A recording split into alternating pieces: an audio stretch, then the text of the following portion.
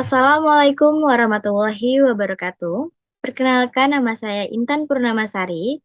Saya adalah mahasiswi dari Universitas Pancasakti Bekasi, Fakultas Ekonomi dan Bisnis, Program Studi Manajemen dengan NIM 28921500063. Video ini saya buat untuk memenuhi tugas ujian tengah semester mata kuliah pemasaran dan promosi dengan dosen pengampu Ibu Nadia Rista, MPDE.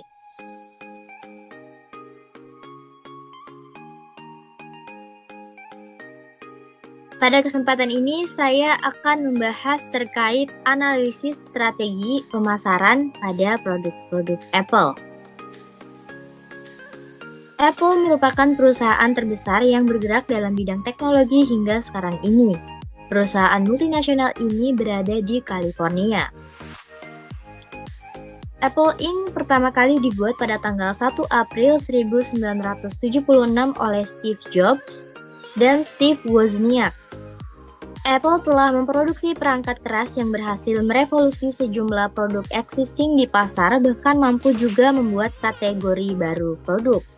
Produk berkelasnya mulai dari iPhone, iPad, MacBook, iPod, Apple Watch atau iWatch, Apple TV, hingga HomePod.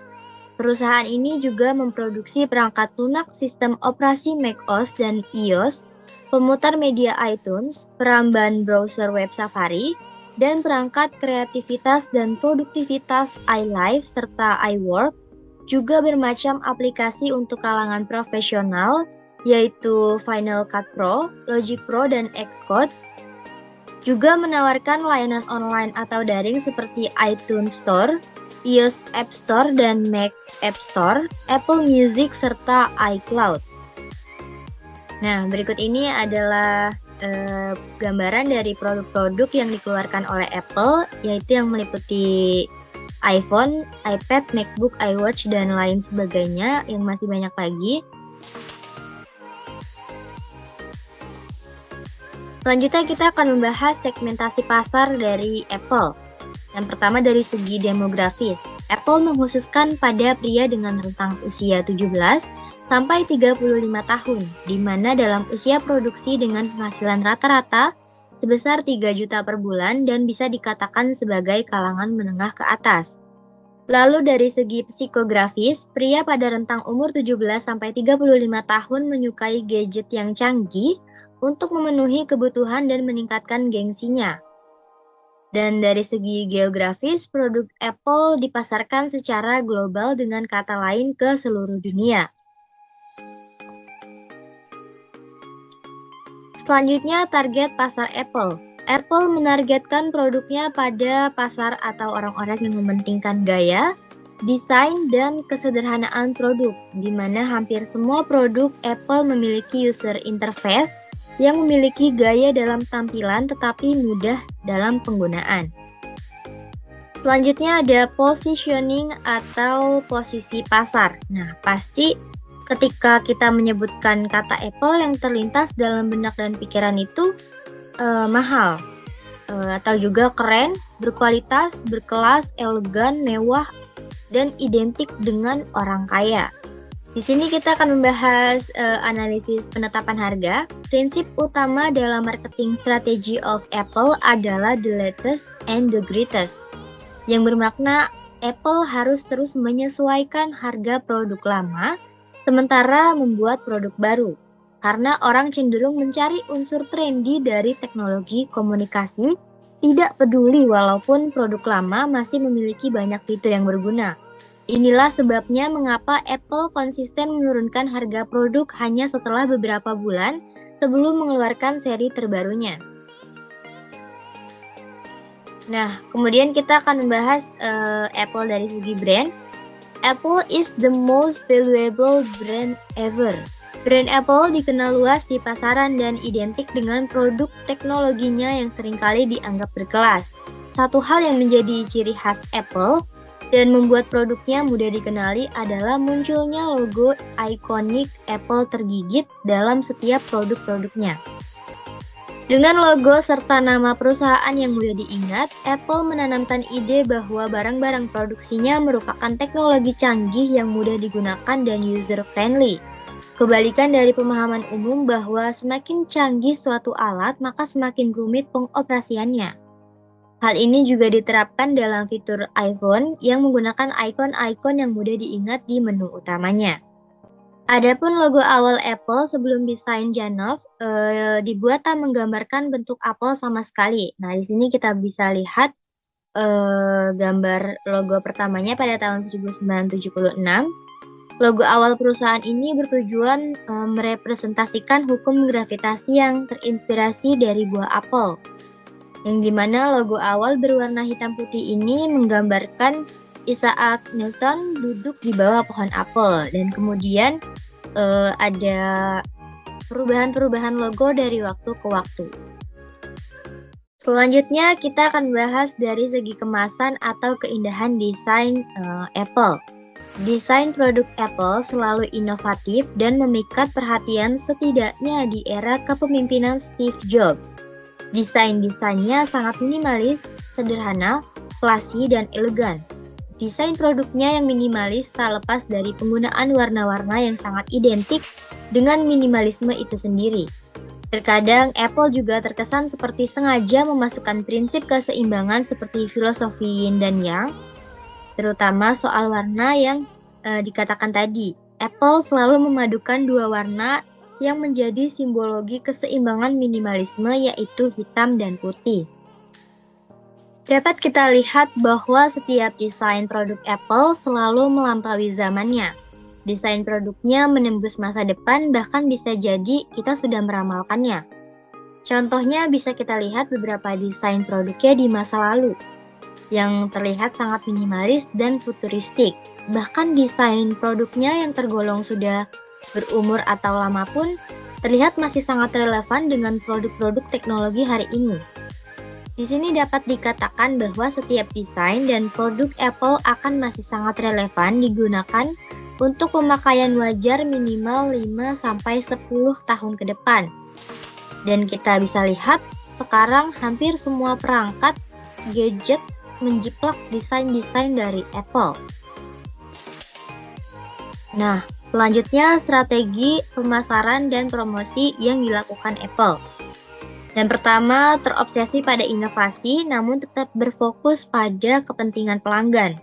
Lalu yang kedua, membuat pelanggan menjadi loyal. Dan yang ketiga, menciptakan kepuasan pelanggan.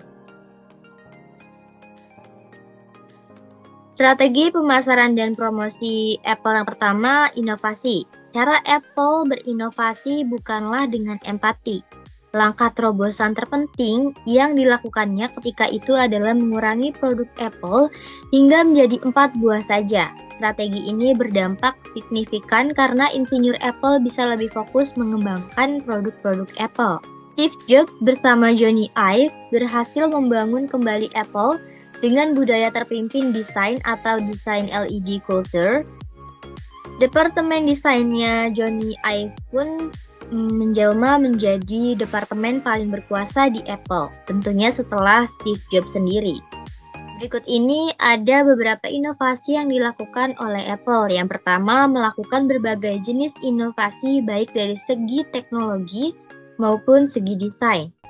Pada sisi teknologi, Apple melakukan inovasi dari hardware, software, sampai services, contohnya Apple Pay. Lalu dari sisi inovasi desain, yang berupa desain language yang meliputi industrial design, human interface design, dan communication design.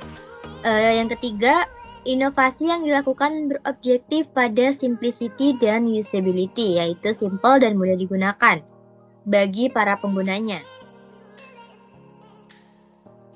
Kemudian strategi pemasaran dan promosi selanjutnya yaitu menarik pelanggan.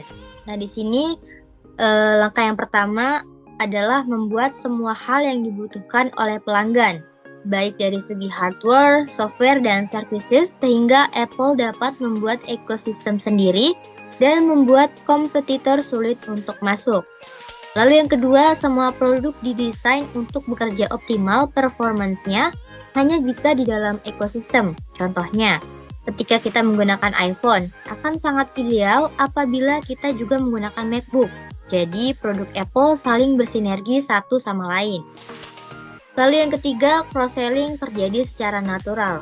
Apabila kita sudah memiliki satu produk Apple, maka kita akan berkeinginan untuk membeli produk Apple lainnya untuk meningkatkan performance dari produk yang sudah kita miliki. Sehingga pelanggan lebih sulit untuk pindah ke kompetitor dan menjadi pelanggan yang lebih loyal. Selanjutnya, strategi pemasaran dan promosi dari segi kepuasan pelanggan. Nah, yang pertama ini branded utilities, berfokus pada usability tetapi branded. Nah, ini maksudnya adalah Apple berfungsi sebagaimana seharusnya, yaitu memenuhi kebutuhan pelanggan baik dari segi fungsi maupun gengsi. Lalu yang kedua, object of affection, yaitu produk Apple dicintai oleh pelanggan.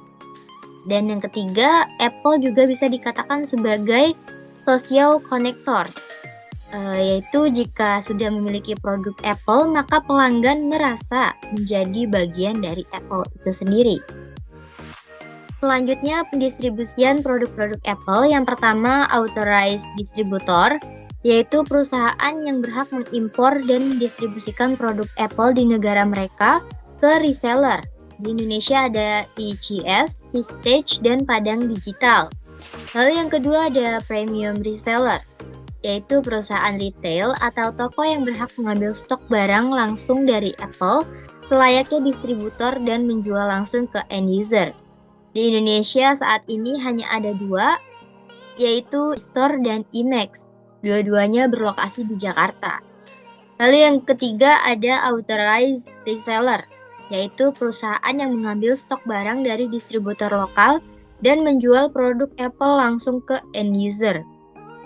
Kemudian di sini dapat kita evaluasi bahwa strategi Apple yang paling terlihat adalah kemudahan penggunaan, desain super detail, ketahanan produk yang di atas rata-rata, dan kekuatan ekosistem piranti lunak Apple yang mengikat semua produknya sekaligus para pengguna produknya menjadi satu. Hal ini meningkatkan loyalitas pelanggan sepenuhnya pada produk Apple dan membeli produk-produk Apple secara berkelanjutan. Demikian penjelasan dari saya terkait analisis strategi pemasaran dari produk Apple. Apabila ada tutur kata atau tulisan yang kurang berkenan, mohon maaf. Sekian dari saya. Wassalamualaikum warahmatullahi wabarakatuh.